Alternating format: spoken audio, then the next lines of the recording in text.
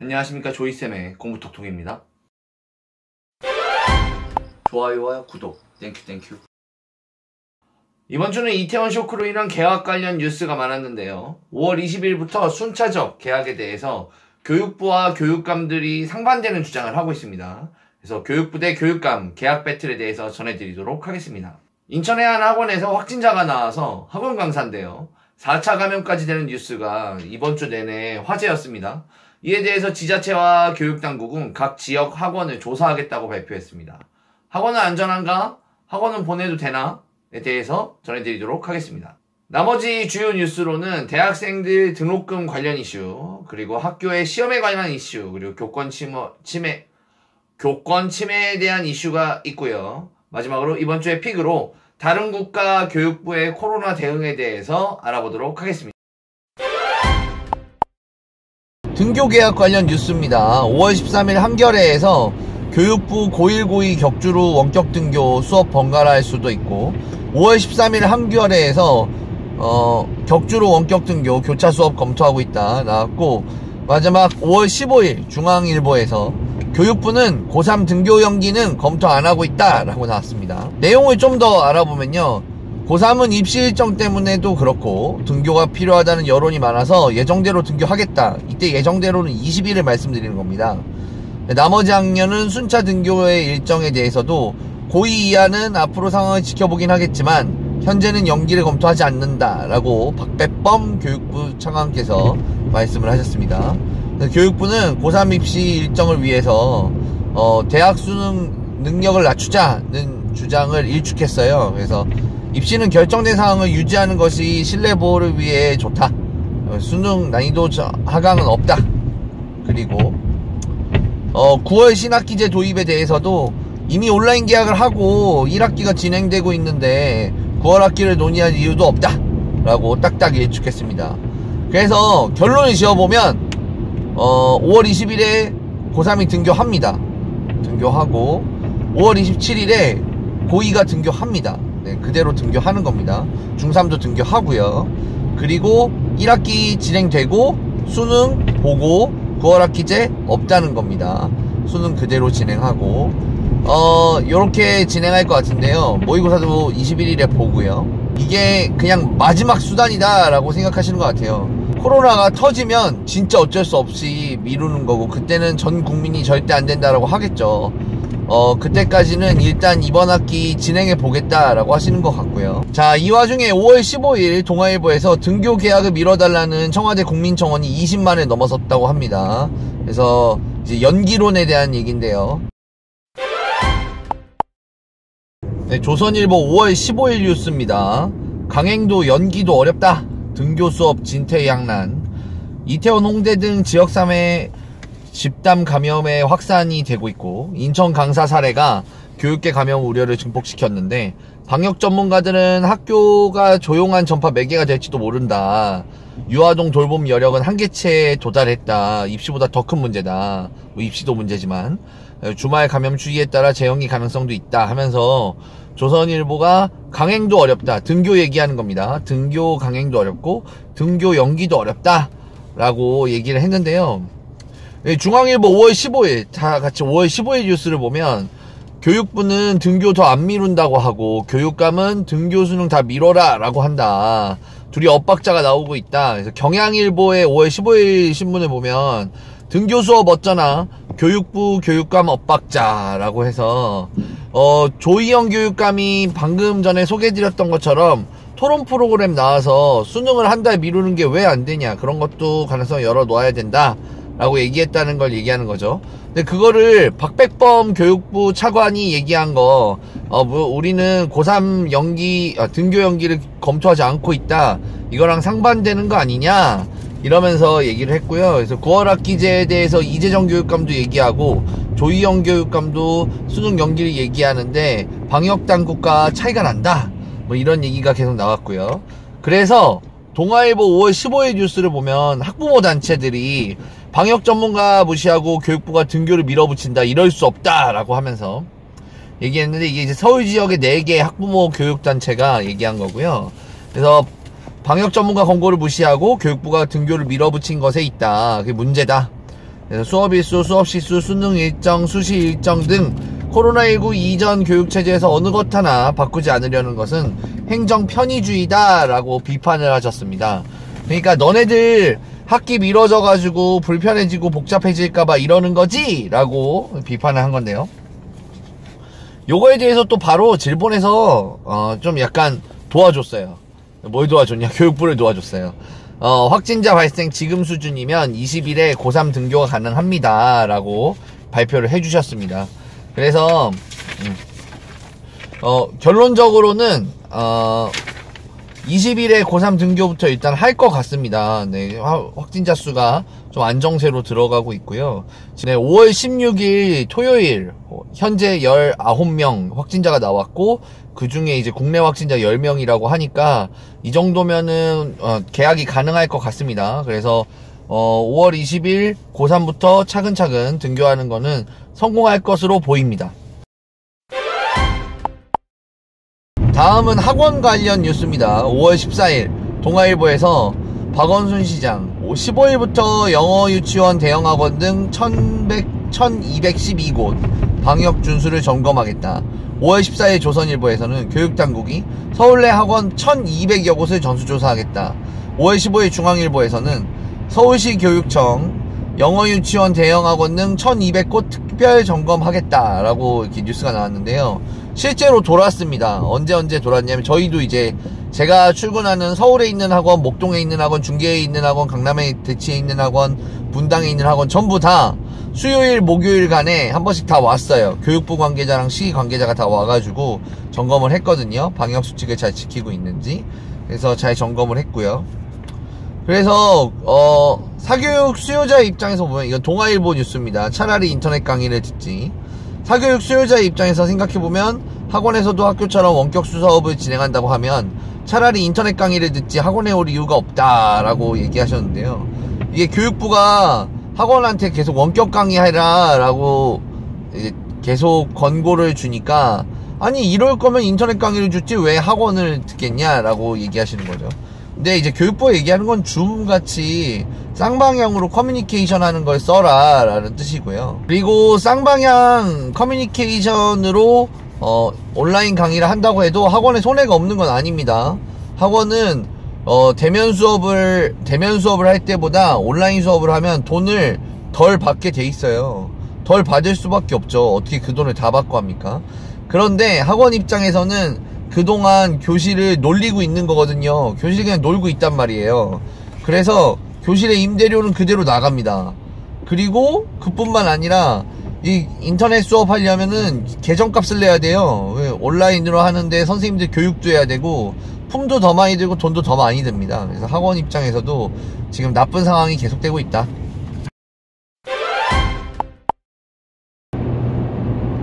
네, 5월 14일 조선일보 기사입니다. 학교서 논술평가, 서술형 논술형 평가 이해가 부족하다. 정기고사 출제를 늘려야 한다. 나왔는데 평가원에서는 서술형 논술형 평가 내실화 방안을 발표했고 시도교육청에서도 지침이 달라서 시도교육청마다 지침이 달라서 교사들이 혼란이 많다는 겁니다. 그래서 프리시간을 확보 위한 블록타임제 제안도 나왔는데 이게 무슨 얘기냐면 현재 교육부랑 시도교육청이 과정평가 위주 그리고 서술형 논술형 평가 위주로 교육과정을 개편해 나가고 있는데요. 이제 학교에 계시는 선생님 분들은 실제로는 이제 객관식 위주의 시험에 익숙하신 분들이죠. 저도 그렇고요. 그러니까 학교의 당국에 이제 이해가 부족하다는 뜻입니다. 그래서 지침을 더 자세하게 달라. 이렇게 해라 저렇게 해라 정확하게 해라. 자꾸 선생님들한테 자율에 맡기지 마라 라고 얘기가 나오는 거고요. 사실 이번 주 뉴스 중에 꽤나 많이 나왔던 얘기가 교권 침해 관련 뉴스인데요. 5월 14일 조선일보 기사입니다. 지난해 교권 침해 상담이 513건이고요. 그리고 학생 침해가 빠르게 증가한다 라고 하는데요. 그래서 제가 그래프를 하나 첨가해 놨는데 이게 학생에 의한 피해가 87건이에요. 513건 중에 학부모에 의한 피해가 엄청 많아요. 238. 그리고 제3자에 의한 피해가 제일 낮고, 그 다음에 처분권자에 의한, 그러니까 뭐 부장님이나 교장 선생님이나 뭐 이런 분들이죠, 에 대한 부당한 피해가 82, 교직원에 의한 피해가 94입니다. 그래서 한국교총이 2019 교권보호 활동보고서를 발간했는데, 유튜버의 사이버 명예훼손 등 신종 사례도 나온다. 뭐 최근에 좀 있었죠. 줌에서 수업하는 선생님 이렇게 캡처해가지고 맘카페에서 엄마들이 외모 품평을 한다는 등, 학생들이 줌에 나오는 선생님 얼굴을 캡처해서 선생님 얼굴 품평을 한다는 등 뭐 그런 기사가 좀 있었는데요. 학부모의 교권 침해가 238건으로 부동의 1위입니다. 그 문제는 이제 뭐 폭언 욕설이나 명예훼손, 수업방해, 폭행, 성희롱 뭐 이런 것들인데요. 학부모들이 이런 식으로 교권 침해를 한다고 해도 사실 학교에서 어떻게 손 쓸 수 있는 방법이 없어요. 사실상 학부모님들은 교육 서비스를 받는 사람들이기 때문에, 고객님들이죠. 그래서 이걸 어떻게 해야 할지 고민이 많다라는 거고, 오히려 학생에 의한 피해가 저는 꽤나 적다라고 생각이 들고, 처분권자나 교직원을 둘을 같이 묶으면은 한마디로 선생님들 사이에서 오는 스트레스가 엄청나게 큰 거죠. 네, 그래서 학교에서 선생님들에 의한 스트레스 보다도 학생에 의한 스트레스가 더 낮으니까, 저는 뭐 이거는 있을 수 있다. 인간과 인간이 마주보고 하는 직업인데, 이거는 학생들이 교권 침해를 하는 사례가 큰 사회적 문제다라고 볼 수는 없는 것 같습니다. 5월 14일 조선일보 뉴스입니다.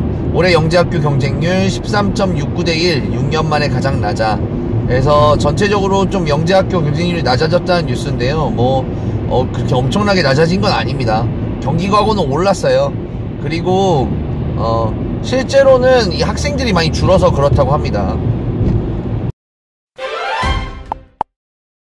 5월 13일 동아일보에서 전주의 한 사립고의 답안지 조작 교무 실무자 구속, 전 교무부장 입건. 그래서 이런 또 씁쓸한 기사가 나왔습니다.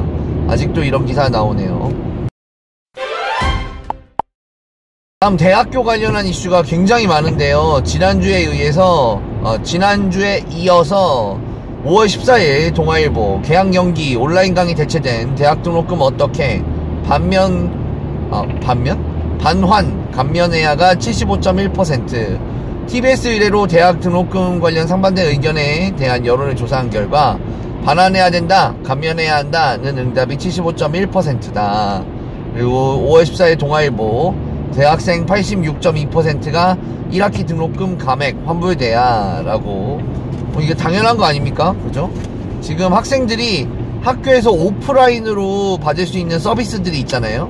네, 그런 것들을 하나도 받을 수가 없기 때문에, 뭐 예를 들어 5월 14일에 조선일보 뉴스를 보면 행사 취소, 수업 전환, 시설 미이용, 등록금 심의위원회에서 책정된 등록금만큼의 권리를 전혀 보장받지 못하고 있다. 이어서 원격 수업 만족도는 6.8%, 등록금 반환 요구는 99.2% 등 적나라하게 드러났지만 4개월간 대책은 전무하고 학생 요구에 대한 응답은 없었다. 대학교 등록금이 엄청 비싸잖아요. 근데 그 비싼 거에 들어가는 비용이 선생님들 수업료만 들어가는 게 아니고요. 대학교 내에서 하는 실험실이라든가 실습실, 그리고 모든 학생이 이용 가능한 도서관과 자료실, 그 자료실에서 책만 빌리는 게 아니거든요. 요즘에는 DVD도 빌릴 수 있고, 또 상담실에서 무료로 상담도 가능하고, 교내 안에 있는 편의시설들, 이용시설들에 대한 비용이 엄청 큽니다. 근데 그런 거 하나도 못 쓰잖아요. 그런 거 하나도 못 쓰는데 학생들한테 동일한 등록금을 내라고 하는 게 어떻게 보면 대학의 욕심 아닌가? 대학교가 계속 버티기로 일관하고 있는데 앞으로 이거는 계속 팔로우 될 만한 뉴스입니다. 사실 5월 15일에 동아일보에서 굉장히 심도 있는 기사를 하나 냈어요.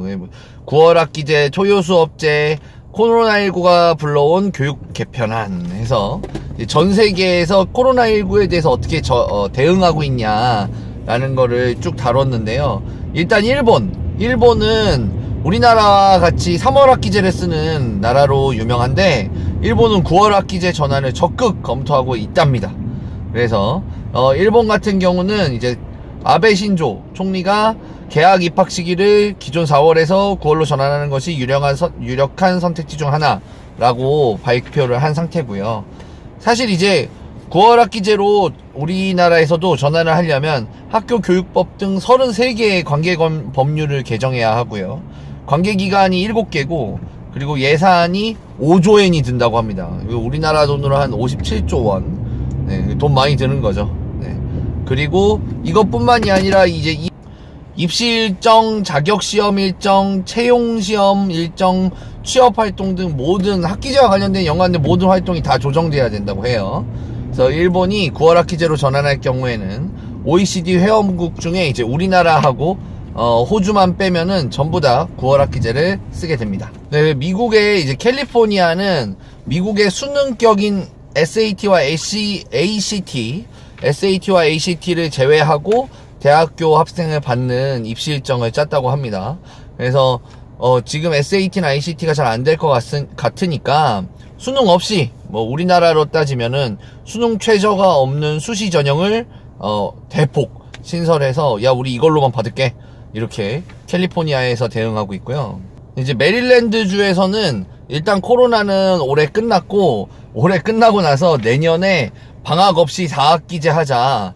그러니까 이런 거죠. 내년에 1학년 1학기, 1학년 2학기, 2학년 1학기, 2학년 2학기를 봄, 여름, 가을, 겨울에 다 하자는 겁니다. 방학 없이. 네, 요런 안이 올라와 있고 그리고 이제 사우스 다코타주에서는 토요 수업제 시행을 검토하고 있답니다.